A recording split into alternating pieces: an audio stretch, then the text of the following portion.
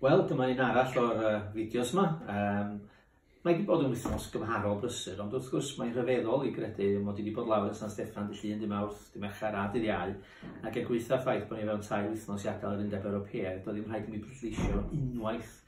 Serch hynny, nid pleidleisio'n unig da ni'n neud yn San Steffan, yna ddigon o waith i gadw rhywun yn brysur, ac uchafbwyntio'r wythnos yma yn San Steffan, wel yn gyntaf, dydd Mawrth mi geisio pleser o groesawu cynghorwyr, unigolion o wahanol gyrff cyhoeddus yn y gogledd yma, i drafod cynllun twf Gogledd Cymru. Ac wrth gwrs mae'r cynllun twf yn gynllun pwysig sydd wedi cael ei ddatblygu law yn llaw rhwng Llywodraeth Cymru a Llywodraeth San Steffan. Ond yr hyn sydd yn bwysig rwan ydy bod bobl fel mi a Galbert Owen, aelod seneddol Ynys Môn, yn cydweithio yn drawsbleidiol mwyn trio sicrhau bod ni'n gallu blaenoriaethu rhai o'r prosiectau o fewn y cynllun twf, oherwydd yn sgil y penderfyniad i ohirio'r buddsoddiad yn Wylfa newydd, mae'n allweddol bod rhai o'r cynlluniau o fewn y cynllun twf sydd yn barod i fynd yn cael ei blaenoriaethu yn gynnar mwyn i sicrhau bod rhai o'r sgiliau sydd ganddo ni mewn Ogledd Cymru a'r sgiliau sy'n cael ei datblygu mewn colega megis Coleg Llandrillo, bod heini ddim yn cael ei gosraffu. Wedi'r cyfan, beth ola da ni eisiau weld ydy pobl ifanc sydd wedi cael ei datblygu a'i hyfforddi efo'r sgiliau sy'n berthnasol i'r diwydiant hynny yn gadael Gogledd Cymru oherwydd bod yna ddim cyfleoedd ar gael iddyn nhw. Felly, diwrnod llawn iawn efo Albert a'r tîm o Ogledd Cymru dydd Mawrth, gan wneud pleser o gyfarfod efo Greg Clark, sydd wrth gwrs yn gyfrifol am bolisi ynni Llywodraeth Brydain. Mi ddaru ni gyfarfod efo Richard Harrington, sef y gweinidog busnes, a hefyd cyfarfod adeiladol efo Alun Cairns o Swyddfa Cymru. Felly dwi'n mawr obeithio bod ni wedi llwyddo os dim arall i bwysleisio i'r gweinidogion dan sylw pa mor allweddol ydy datblygiadau megis Wylfa newydd i ddyfodol economaidd Gogledd Cymru, ond yr un modd pa mor bwysig ydy bod ni'n cefnogi y cydweithredu sy'n bodoli yng Ngogledd Cymru rhwng y 6 awdurdod lleol. Felly dwi'n gobeithio bod y cydweithio rhwng Albert a finna wedi gwneud gwahaniaeth. Ac mi oedd yn bleser hefyd cael croesawu Rhun ap Iorwerth, sef aelod Cynulliad Plaid Cymru Ynys Môn i'r cyfarfodydd yma hefyd. Felly dwi'n pwysleisio ymdrech drawsbleidiol lles Gogledd Cymru. A dyna mae bobl eisiau weld yn y marn ni, bod ni'n gweithio fo'n gilydd lles y Gogledd.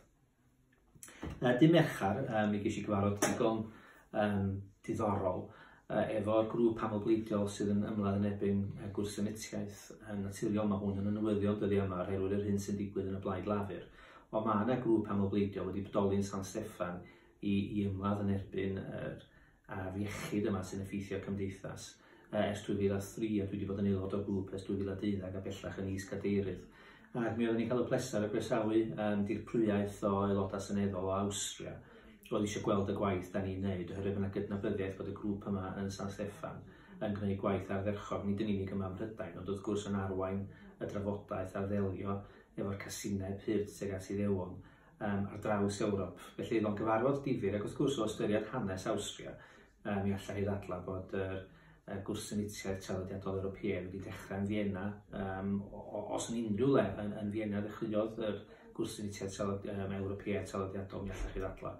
Mi oedd o'n bleser gweld ymroddiad yr aelodau seneddol hynny o Awstria i ymladd yn erbyn yr afiechyd yma. Ac wrth gwrs dwi'n cael talu treinged i John Mann, aelod Llafur Basset, sydd wedi bod yn gadeirydd ar y grŵp ers 15 mlynedd. Mae John wrth gwrs yn cywilyddio o weld yr hyn sydd wedi digwydd i'r Blaid Lafur ar y mater yma. Ond wrth gwrs mae'n allweddol bwysig bod aelodau seneddol megis John yn parhau i ymladd o fewn y Blaid Lafur i sicrhau bod yr afiechyd yma sydd wedi effeithio arnyn nhw ers i Jeremy Corbyn ddod yn arweinydd yn cael ei herio. Ac felly dwi'n falch iawn o ffaith bod John yn unig yn ffrind, ond hefyd yn unigolyn sydd efo asgwrn cefn o sylwedd. Yma yn yr etholaeth, dwi wedi cael sawl cyfarfod digon difyr heddiw. Da ni fod yn trafod swyddfeydd post a gwasanaethau bancio da chi'n gallu cael o'r swyddfeydd post. Mi fydd hynny'n presio merched o fawr, does gen i ddim amheuaeth o hynny'n sgil llythyr ges i'r wythnos dwytha ganddyn nhw. Yn yr un modd, da ni wedi bod yn trafod efo Cyngor ar Bopeth, ac dwi'n falch iawn yn glywed bod Cyngor ar Bopeth yn Llanrwst wedi symud i swyddfa i mewn i'r llyfrgell. Mae hynny i'w groesawu. Dwi'n gobeithio fydd hynny'n gweld mwy o bobl yn mynd i'r llyfrgell a mwy o bobl yn mynd i Cyngor ar Bopeth. Mae'r ffaith bod corff megis Cyngor ar Bopeth yn cydweithio efo'r llyfrgell mewn tre megis Llanrwst yn sicrhau bod y gwasanaethau hynny yn cael parhau mewn tre wledig sydd yn wahanol iawn i'r hyn mae banciau wedi wneud i Llanrwst wrth gwrs. Ac mi o'n i hefyd yn falch iawn o glywed am y partneriaeth newydd sydd wedi cael ei datblygu rhwng ganolfan waith yn Llandudno a Cyngor ar Bopeth mwyn sicrhau bod yr gefnogaeth a'r arbenigedd sydd ei angen y bobl sydd eisiau sicrhau bod nhw'n deall y system fudd-daliadau, bod hynny ar gael mewn partneriaeth bellach efo adran gwaith a phensiynnau San Steffan. Felly cyfarfodydd buddiol iawn yma yn y swyddfa heddiw, ac wrth gwrs mae'n wastad yn braf cael trafod rhywbeth o'n i bai am Brexit. Ond i droi at Brexit ei hun, fel da chi'n gwybod, mi fydd wythnos nesaf wythnos bwysig iawn yn San Steffan. Os fysa bleidlais ar gytundeb y Prif Weinidog yn digwydd heddiw, yna dwi'n eitha hyderus y bydda bleidlais honno yn gwrthod cytundeb y Prif Weinidog unwaith yn rhagor. Ond, fel da chi'n ymwybodol, mae yna dueddiad i'r trafodaethau yma fynd i'r munud ola. Mae ganddo ni penwythnos a dydd Llun cyn bod yn rhaid i'r Prif Weinidog wynebu barn tir cyffredin. Os ydy'r cytundeb y Prif Weinidog yn pasio, yna mi fydden ni wrth gwrs yn gadael yr Undeb Ewropeaidd nid ar y 9-20 o Fawrth yn y marn ni, ond yn goagos at hynny.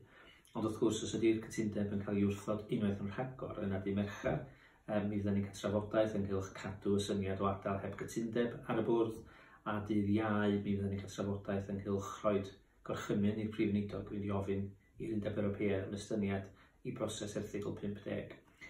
Dwi'n gallu dweud beth fydd yn digwydd wythnos nesaf, a fel dwi'n dweud, dwi'n credu os bysa bleidlais heddiw yna mi fydda cytundeb y Prif Weinidog wedi syrthio, ond mae 3-4 diwrnod amser hir iawn mewn gwleidyddiaeth, felly mi gawn ni weld beth oedd wythnos nesaf.